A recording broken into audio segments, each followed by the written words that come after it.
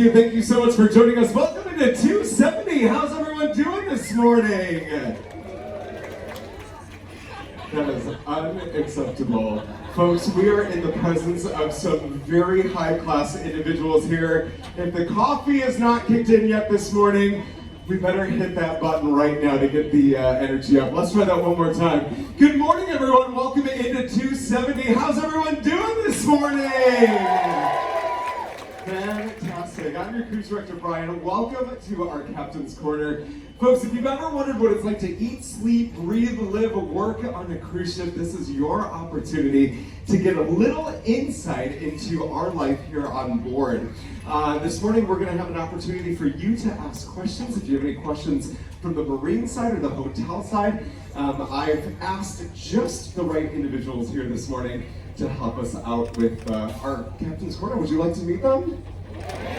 Fantastic. Now, no question is off limits except for compensation. We can't tell you how much we make here, but if you want to know how many engines we have on board, what the horsepower is, anything from the hotel operation side, entertainment, we're all here to help and assist you. So, with that being said, I want you to give a huge round of applause to some of our hotel management as they make their way out, starting with our environmental officer, Ryan. Make some noise for Ryan. Our chief engineer, Ricardo. You all know him and love him. Make some noise for it. Now, by the way, I'm going to ask just one quick favor here. I'll never ask anything of you all cruise long. This next individual is my direct boss. If you could please go absolutely wild and crazy, standing ovation, cheer, scream, shout, throw small children up in the air. It's only going to reflect more positively on my end of contract evaluation, all right? With that being said, he's in charge of the entire hotel operations. Make some noise for your hotel director, Keith!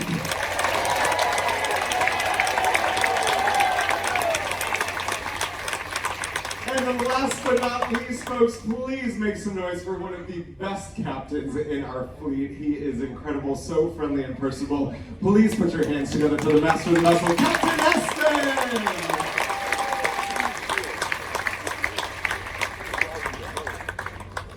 So folks, we've got cruise staff and everything that are around the 270 venue. If you have any questions, of course, we'll be more than happy to answer as many questions as possible within the time frame given. And usually it just takes that one individual to start us off, and then the questions will keep going from there. So who would like to go first? There's a small introduction. Oh yeah, there is, yeah. And who is this guy? If you don't know by now, then we're in trouble. Okay, let's start with our man to the left here, Mr. Ryan. Morning, everyone. My name's Ryan. I'm the environmental officer on board. A little bit about me and how I got to where I am now with Royal. Born and raised just south of Boston, Massachusetts. Graduate from Massachusetts Maritime Academy, where I studied environmental science. Once I graduated, spent some time in the office as the intern, finally was able to escape that life and make it on board. And I've been here on Ovation for about 1 year. So thank you all for coming.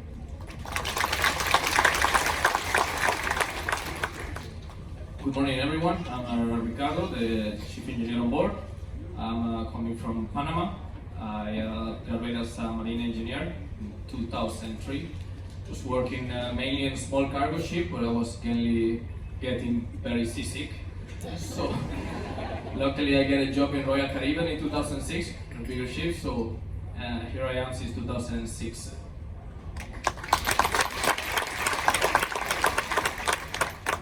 Good morning, everybody. My name is Keith.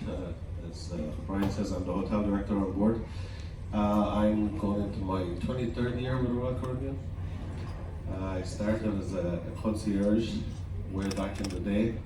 It was so good they kept promoting me. Either that or they had nowhere else to put me. I will attempt to answer your questions in terms of hotel operations. Anything I can't answer, I'm sure I can make up a good enough lie that you'll all believe it, at least for a while anyway. So welcome. Thank you very much. So good morning, everyone. My name is Espen. I'm from Oslo, Norway, and I've been here since January 1996. We started in the Royal Caribbean Cruise Line on the Solar Seas. a little bit lost because I came from shuttle tankers and I started my career on board tankers and worked there before I ended up here. Basically, my first company used to own this Royal Caribbean Cruise Line partner because Royal Caribbean Cruise Line was funded by 3 Norwegian ship owners. I worked for one of them. And then when they sold the ships, the chairman of the board was on board. He said, "What are you going to do now?" I said, "Maybe cruise on, Captain. You're not good looking enough." He said, "Yeah." Okay, I went to flight school in Brunswick, I'm flying. And then I've been flying various small guys. I'm flying, and then he called me from the Houston office, called Oslo. And then came back home with an interview. There's no job for you here. Got a job shoreside brokerage. Just stay there, that's the money is, yeah. So and then again they called me a Wednesday evening. Can you leave on Friday? So much about there's no job for you here. Yeah? So why I start looking, I say it's coincidence because I applied to many schools, accepted on all of them, economy and engineering and so forth, and then I was waitlisted for the nautical college, and so I started there. Yeah? So I started studying computer science, and then I went into nautical science. That's my career. I've been on many ships through the years in Royal Caribbean Cruise Line. I used to be on the Radiance before this one, sailing the same in Australia and in Alaska. So if you ask me about Alaska, my favorite ship, or itinerary, it has to be on the Radiance class because that ship goes up to Seward, 1 week up, 1 week down, and all the way into Hubbard Glacier. So Endicott is a fjord with a glacier at the end, but Hubbard is the place to go, when you see a glacier, because that comes up in front of you. Yeah? And early in the season, a lot of ice. Later season you're coming up, depending, because there's a lot of ice coming up from the rest of the fjord, but it's half clear day, a little grey sky. You see the blue face of the glacier, sticking 100 feet, 30 meters up here. And it's still growing. It's only a glacier in Alaska that actually is expanding a little bit. So anyway, not locked in the Ovation is a good ship also. Don't take me wrong, I want to be here. We're talking about Alaska is certain ship need to be on, depends, yeah? You don't want to have to discuss your next contract. Anyway, I'm here, I'm happy to be here. So. Unfortunately, however, that is all the time that we have this morning. So now that we've all gotten to know each other a little bit, we'll be more than happy to go ahead and open up the floor for questions. So who would like to start us off this morning? This gentleman right up front here in red. Just give us one moment here. We've got our cruise director staff that will come around, and we just kindly ask if you'll state your name, where you're from, who your question's directed to, and what your question is. Robert from New York. What has been the biggest challenge with the pandemic and the supply chain issues for the ship, for Royal Caribbean? Many. I do believe that the supply chains impacted the whole operation of the whole cruise industry, yeah? From not getting things and being delayed and then double pricing. So basically, all over it's still impacted with pricing of at least the commodities we're getting aboard, from food to what we spare parts and people. People is getting slowly down again. Getting crewed up. That was a big issue during pandemic. I was on board during the pandemic, so some knots. But afterwards was a hard startup, and still we are fighting with high prices. And inflation is all due for the time being. So. Thank you. Thank you very much. Next question right up front. Brian from Raleigh, North Carolina. With an I or a Y? With an I. Okay. There you go, yeah. By the way, we're the ones that run 1 to 250. Hey, congratulations! Our next cruise on board raffle winners. Congratulations.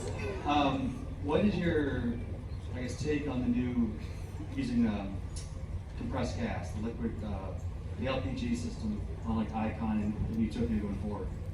We are not the first company, AIDA, Cargo Corporation, the first one to start it. It's a dual fuel thing, yeah? It's LNG and another fuel, yes? The LNG can run on both dual fuel, heavy MGO and LNG. Yeah? The range of the LNG is not that great. It's a cleaner fuel than the other fuels are. Still, it's a carbon footprint, less NOx. So it's a step in between somewhere, because it's not really anything that can take over from fossil fuels these days. Yeah? We've got many nuclear energy in the future. We have methanol coming up. We're having LNGs in between, ammonia they're talking about. There's a lot of discussions, but the shipping industry is focused on 2050 carbon neutral. Royal Caribbean also has 2030. I think we obviously have a goal also to reduce, I think it's 50% if possible. So there's a lot of research going on. The cruise industry is really involved into this, the whole maritime industry. There's a long way to go because to power up these ships, we can move, we need another energy. Yeah? So the LNG is cleaner, but it's still a carbon footprint. So it's on the way basically. We can't have solar panels, it doesn't work. Basically. All right, we're going to go over to our port side there. Hi, I'm Jacqueline from Los Angeles. I have a question sort of going to the carbon footprint for the environmental officer. What besides the cleaner fuel is Royal doing to go green? Well, there's a lot. So basically for my job, I oversee all of the waste management and all the environmental operations on board. One of the things that I do is I lead the training that we have. It's called Save the Waves. You might have seen the signs on the outer decks. So this is, to practice pollution prevention and mitigate, environmental impact. So everyone on board takes this training. Whether you're a galley steward or a housekeeping attendant or chief engineer, hotel director, or the captain, everyone's aware of what our standard is when it comes to environmental operations. We break down every possible waste stream that you can think of that we generate on board, and then the proper handling and proper disposal for all of that. And this is across the entire fleet. The whole cruise industry focuses on this, and we are a 9001, 14001, and 50,000 ISO approved company. And it's reducing chemicals, and we have a goal that we talked about earlier to go towards net zero. And we work with environmental stewardship on working on cruise line, plus other companies again and universities. And transition is not done tomorrow. We can't put batteries. We can have batteries aboard to help a little bit out, but we can't propel it. Propel ship with any batteries whatsoever. So there has to be a fuel that's sustainable, and that's the big thing actually. Every research goes into these things. All right, By the way, one thing, because the Oasis class came out with the Oasis and Allure, number 3 came out Harmony. The Harmony was 20% more fuel efficient than the 2 first ones. 20% more less, that's a lot. So a lot of research is ongoing in waste heat recovery and use of energy on board. All is LED, by the way. Galleys have been monitored, and also the design of the propulsion system, and the design a lot to see also. One of the big promotional aspects of the carbon footprint of Save the Waves is that we try to save water. So the chief engineer encourages everybody to find a friend and take a shower with them. Thank you. All right, we're going to go over to Peter there. Hi, Adrian from Australia. Kind of a question for the captain, but I guess the rest of you might apply. How hard is it to switch classes of ship? Like if tomorrow you have to go to Radiance or Oasis or something like that, is that doable, or do you need training between them? Apparently, if you like it, it's very easy.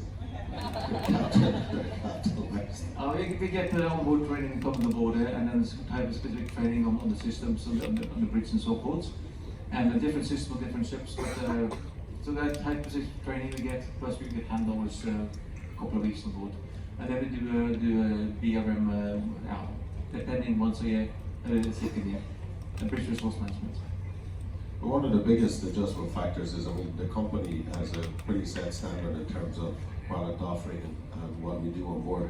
The biggest factor changing over is the human element. So you're coming into, obviously, we have 1,600 odd crew members on board, which is 1,600 different personalities. Sometimes they might not always feel agreeable with you, so that can be the fun part of it, and it's usually the most challenging part that you have. All right, we're going to go right up front. Good morning. My name's Hal from Florida. Kind of a double-ended. What do you do with waste, food and human? Straight to sea after it gets treated. So for the food waste, once you're done leaving the Windjammer or Izumi, whatever restaurant you're at, all of that waste gets separated. So food waste into one bin, papers, plastics into another. The food waste gets ground up, and we have food waste holding tanks. So once we're outside a certain distance from land, we're able to discharge that to sea, feed the fishes. For human waste, we have an advanced wastewater purification system. So there's 4 steps to the treatment, and what comes out on the other side is similar to this. I wouldn't recommend drinking it, but and then again, once we're outside a certain distance from land, we can discharge that to the sea. And that has been tested by environmental every day. Every day. And we also work with Juno, EDAC. So with Alaska, we're held to a very high standard for all environmental operations. So to comply with their regulations, we have third-party sampling every 2 weeks during the entire Alaska season, just to ensure that we're meeting their standard when it comes to discharge requirements and what the effluent is on the other side. And our sewage treatment plants are better than most shoreside plants. Actually, the quality of discharge is actually better. We had a previous ship, engineer came from shoreside that worked on big plants in the UK. It says the quality of discharge in general is much higher than any shoreside plants. So be aware of that. Whatever the journalism writing, it's not true. It's their agenda behind this again, very often. And they don't even bother to contact us or the manufacturer of the equipment to get any information. So what we discharge is absolutely minimal. And we're committed to that for us. We were the very first cruise company that employed environmental officers on board to keep us in compliance. It's a lot of work, and it takes from deployment. We start preparing the cruises, and the cruises we're sailing on now. It's a lot of work that goes on every time to make sure that we are in compliance. We don't discharge anything we're not supposed to discharge, and so forth. We are compliant fuel because we're running on MGO diesel in the ports, on marine gas oil, different grade. And then at sea we're running with our scrubber systems in the plume on the top. That's basically the exhaust being washed down, and the SOx, the zero particles basically coming out there. Yeah? So there's a lot of steam you see there. It doesn't look nice, but it's basically steam that comes out of the top there. Great question. All right, let's see. We'll stick to our center section over here.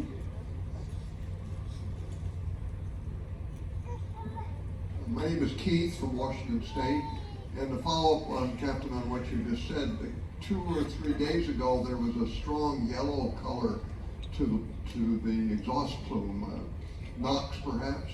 Is there a malfunction in the scrubbers? They are working very well, as far as I know, yeah. But we're running, that's chief engineer, but it's basically, it's not a problem with running on closed loop. We don't discharge the wash water. We use the alkaline to do the part of the cleaning process. And up against different type of background, blue and dark, it looks worse actually. And so it's because we're cleaning. Bingo. Part of our ongoing maintenance project. All right, very good. We're going to go all the way in the back there. Yeah, I was wondering, how many countries are represented among your staff? I think right now we have about 64 different nationalities on board. We all get along for the most part. All right, back to the center. Paul Bolson. Okay. Good morning. My name is Moni from Montreal. It's for the captain. You're here right now, so who's cruising the ship? Always someone. Never heard that Keith before. is there every morning. Yeah, he's there before every morning. He's Keith up there drinking coffee, by the way. Yeah. Remote control. Always on the bridge, we have 2 officers, 1 first and second officer, 1 lookout. That's the base manning on the bridge, always. Of course, during arrival, departure and so forth, there are senior officers on the bridge also. So, where did he disappear? Right here, cruising on the port side. Oh, got it. Right here. Hi, I'm Candace from North Carolina. I was wondering how you avoid contact with marine life, if you have sonar or a little bit about that, and then a scary situation. Okay, I think about whales. So whales we only can see visually, yeah? And we try the best we see them very often. And we are always seeing away from trying to find which way they're moving. Not easy at all, yeah. So we have good lookouts. And then during certain part of the season, we have we lower the speed in certain areas so that the whale can basically move away. So for 1st of June, we're lowering the speed on the Fuka entrance into Seattle and Vancouver to 14 knots. That's Bosun. He's working on the mooring account, by the way. Yeah? Chipping rust, I think he's doing it. So there are 2 of them working now, I think. Yeah? It's quite good. So we're trying. But only there are slowdown areas depending on the season, depending on the whales passing by or the staying there for breeding and so forth. So we have no sonars, only visual. So did you see the whale up in Skagway? So did anybody go on this whale watching tours and pay the fortune? Yeah, you know, bummer. We got this remote operated whale on board, yeah? ROW, yeah? So he came up. This was amazing. I did him a couple of days. They've seen it last week and this week. So there's 2 or 3 of them roaming around there. So it's an amazing sight from early morning until it departed. Well, don't rub it in anymore. Let's go in front of it. Hello, I'm Yan from Florida. I saw on the paper it said godmother, Miss Fan Bingbing. I know she's a Chinese actor. She's from my hometown. So what is she related to this cruise ship? So when we launched, we kind of had a presence in Asia from about 2007, and then when they launched the Quantum class ships, it was a very about shift change because we only ever had small ships down there. And they decided they'd send the Quantum down first. So afterwards, this ship was specially designed for going into the Chinese market in terms of decoration, where we were going, and a lot of the artists on board that you see around the ship are mainly Asian artists. So when we went in, we wanted to create that association with Chinese people because it was our home port. We were out of Shanghai and we were out of Tianjin and Beijing. So we had Fan Bingbing, who was on the scene at the time, was a famous Chinese personality, and we got her to be the godmother. All right, next question. We'll stick to the front here. My name is Zoe from Los Angeles, California. I thought all I care is want to see the big Garcia, but I don't think I saw it. What happened? Listen, you know, this time of the year, you can't get all the way into Endicott, and this time we have big chunks of ice, big ones. We can pass by small ones, but we actually big chunks of ice. Typical iceberg. We see 1/3 rests underneath the water, yeah? And they can punch hole in our hull if you are not careful there, yeah? and damage our propulsion system. So we're very careful actually going in there, but a little bit later in the season we managed to get further in. So probably about 4 nautical miles further in. Then you can see those Garcia. We never get all the way up to those Garcia, yeah? So you see it, but that's a very nice sight there, yeah? But this time of the year it's too much ice. It's not safe. And same also in Hubbard. You don't get over the Hanky Island, you send it further away, you can see that's it over there far away because of massive ice coming up for this time of the year. We are trying to avoid a sequel to the Titanic. So it's the ship is too big. No, Smaller can go through this time. It's not too big, it's too much ice. And ice is changing all the time. We saw the ice is moving quite rapidly going out. It's the constant ice coming out. So need to be careful. Even during the summer, the ice is moving out all the time, the ice. So you're monitoring it. And the season is slightly better again, yeah? And I believe last week was better than this week. It's changing a lot back and forth, yeah? So it's fair to say no ship it's not because prejudice our ship is too big? No, it's not too big. We're not too big. It's too much ice. Too big chunks of ice. These chunks of ice are 10 tons, 15 tons, so that's it. It's a marketing ploy to get you to come back and later in the summer. I'm thinking my next question, when is a good time There's only to one come? question allowed per person. Everybody else is up there. There's a guy out there in a blue t-shirt giving me the stink eye. When am I going to get my turn? We'd have to charge you for any additional question past the first one, so think carefully. We're going to go to the gentleman up there in the light blue shirt. How long does it take from, Dave from Michigan, how long does it take from first design to launch a ship like this?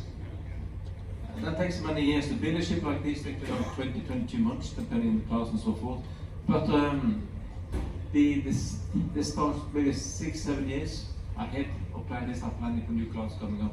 There's a lot of planning that goes behind the scenes, and it moves into this what's called Sunshine class in the beginning. This class, and it became Quantum class. And the project was Sunshine. So slowly they put it together. I think the market once. It takes years and years and years, and the work with the shipyard at the end, and then of course the final ship comes forward. It's a lot of work, many years of work. So Icon is not done in 3 years. That's been in pipeline together with the last Oasis class. So they're looking always to do something else, and also the smaller ships they're looking at, when they are actually been rid of the older ships again. So there are always projects ongoing, and then a lot of market research, talking to guests, and of course, and also projecting the future, which is always easy. We're going to stick to the center section right here. Matthew from Colorado. How much does it cost to operate this from day to day, as far as the cruise ship goes? Yeah, it's a lot of money, yeah. And fuel-wise, do they call it the crude prices? It's a lot, and then I don't look at the bill. We look at the fuel bill, yeah. That's really the monitor. Chief has a black American Express card. Yeah. We have operation costs with the hotel and marina so per day. It's a few $1,000 every total cost, I believe, with fuel and everything, the operation of water, with all the expenses. But depending on how hungry people are, our food budget, but I mean, we day-to-day charges are never actually broken down, but usually anywhere, depending on the size of the ship again, you could be looking on a monthly basis anywhere between $7 and $10 million just in operating costs for the ship alone. So that doesn't take into, that's just the hotel side. Then you have the marine side, obviously, which is fuel and repair and maintenance. And then you have the other external factors as well, which would be crew, which we arrive, we say, recruiting crew members, travel to the ship, education, training, and all of that. So it's quite substantial, as I said. For physically on board, you're probably looking at anywhere up to $10 million. And also harbor fees, boat fees, pilotage is $100,000 each cruise. So it's not easy, not cheap to operate this class of this type of vessels at all. Yeah? But who is paying for it? Yeah. So it's anyway, it costs more to operate, and we're rather efficient. The Royal Caribbean has been early one of the most efficient cruise lines operating the ship cost-wise compared to Carnival and so forth. So we're pretty good in that respect. So but it's expensive, and prices goes up on everything. The ticket prices increases due to a reason, because everything around us is also increasing. We're going to go to our first question up in the balcony. Yes, good morning, Paula from Virginia. I'd like to know how long the shoreside pilot stays on board going through the inside passage. In Alaska, we have pilots on board all the time. We have only 3 pilots, or they're working shifts. So the coming aboard when entering Alaskan waters and departing when leaving Alaskan waters. Hence, coming into Sitka, we got the first pilot on board, the second comes aboard alongside Sitka. And there were actually 2 pilots, 1 trainee. And then the last pilot, then the 2 departed in catching yesterday, and the 3rd one took us out to the pilot station. So it's always pilots on board within the Alaskan waters. So we're working as a team on the bridge, and the pilot is an integral part of the whole operations, the bridge team, basically. And they're really good pilots set up in Alaska. So it's full ahead, and it's a lot of maneuvering, but they've been for many years. It takes 4+ years to be a qualified pilot up here. We're going to go to our starboard side. Good morning. Karen from South Carolina. Before you ask, yes, I am the reason for the name. What is your favorite class and/or itinerary, particularly for multi-generation travel, early 20s to octogenarian? I can ask environment. I think we're all too old to Yeah, answer that environment question. officer like that one. Eh?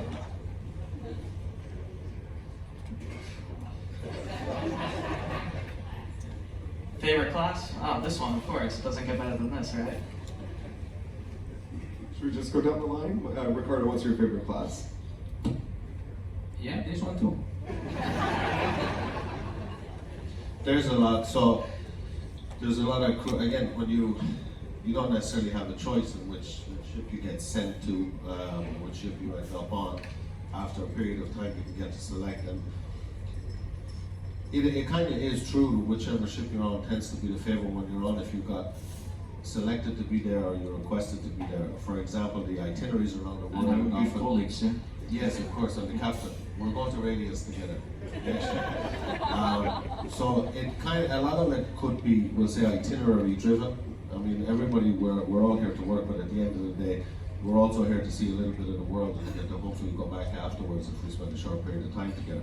So our choices would very much be, our preference would very much be dictated by where we end up and what we end up doing. I mean, obviously a 3 and 4 day ship going out of Miami to Coco Cay, while Coco Cay is beautiful, wouldn't be as exciting or majestic as coming up to Alaska. So anybody who does go on a ship, I don't think there would, I personally couldn't distinguish a favorite itinerary that I would go on.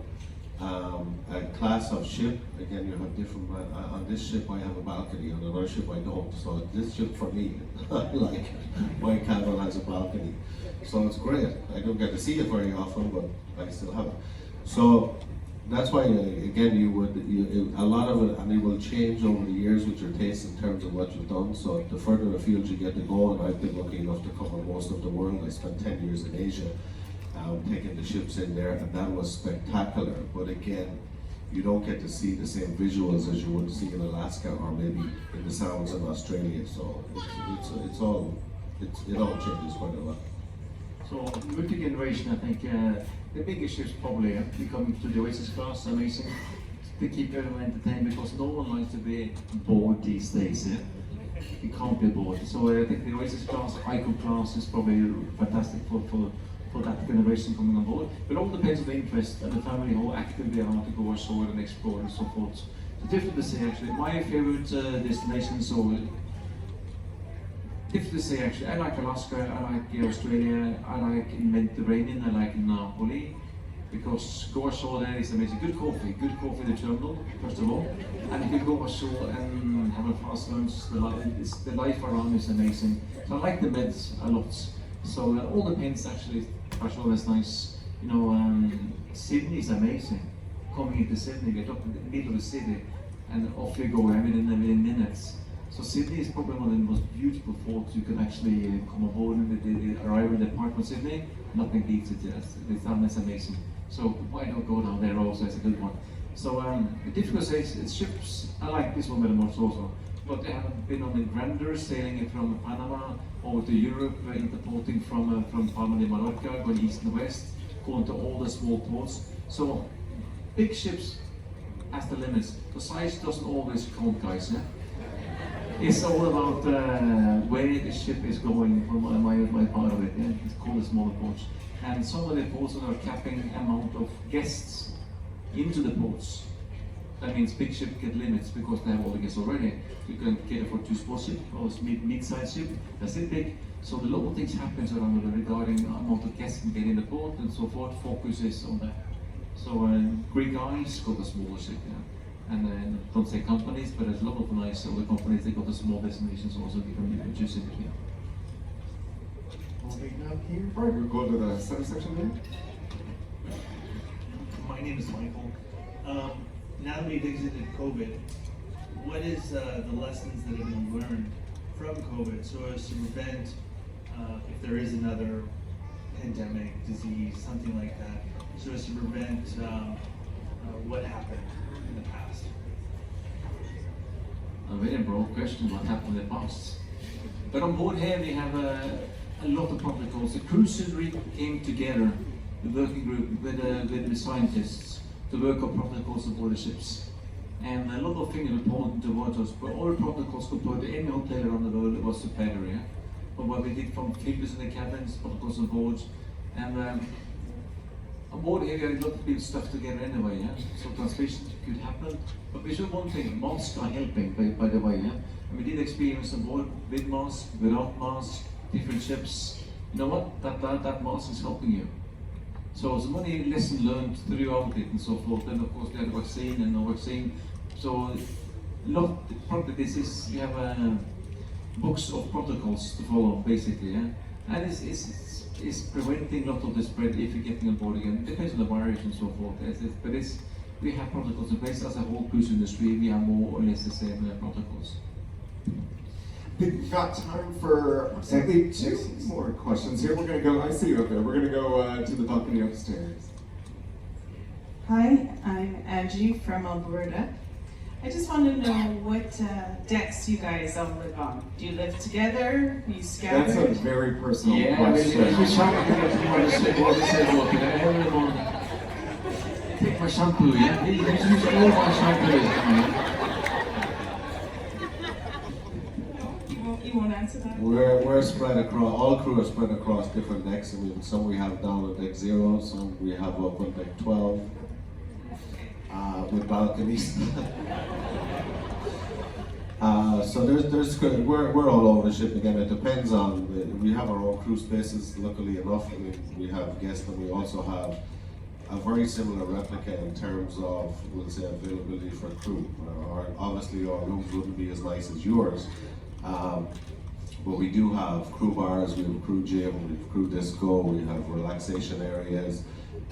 So as much as possible, they cater to the mental well-being. I mean, it wasn't something that was thought of when the cruise line started in business many years ago, but more and more as we move forward, it does show that mental well-being on board, which the company strives for, does help in terms of everything, in physical health, in terms of service areas with guests and everything like that. So it's we have a fairly decent accommodation that are kept up to very high standards. And as I said, again, we all have our own crew areas and operate crew tours as well, so we get out as much as we can. So I live on the bridge on the coach up there, basically. My office is behind the bridge, and it's a corridor. It's 2 meters long. My office and my quarters. So basically, doors open as long as I'm awake. So it's back and forth. So it's, we're available when we are around, basically. So bridge officers on the bridge, around the bridge. That's on the most of the ships, basically. But Icon coming out, yeah, they designed the crew cabins. The secretary started designing crew cabins, yeah. And then the crew came in. They had several thousand crew members coming in, looking at the IDs they had made in the warehouse. And then, so basically, the Icon came out. The cabins are designed by the crew members. The wish is all to have the beds, bed in the cabin, furniture and so forth. Yeah. And the crew mess had the same designers, same fabrics. So the look is more or less the same as the windjammer we have on board the Icon. So a lot of emphasis has been going over to the crew side as been moving forward, and more than before. But when the Voyager class came out, they had the same amount of crew area as public area as the very first ship. So we have been focused on the crewmen for many years in the Royal Caribbean Cruise and have decent areas and decent cabins. So most of the crew staying in 2-berth cabins. We also have single-berth cabins on board the ships. All right, for the crew members. Our last and final question right over there. Hello, I'm Ben from Fort Worth, Texas, and I'm just wondering how you keep everything maintained mechanically on the ship, especially with such tight turnarounds when we come to port. You thought you were getting away, Chief. Finally. Yeah, we have a very complete maintenance system on board. So basically, every single piece of equipment on board is registered into the AMOS management system, is called. So it's generating a work order. So either it's gonna run on hours or time. So every either day, week, month, somebody will be assigned to check that specific equipment. Depends of the complexity of the equipment. So that's how we at least try. If we miss something, we will always try to get it into the system, so we make sure that everything is overview.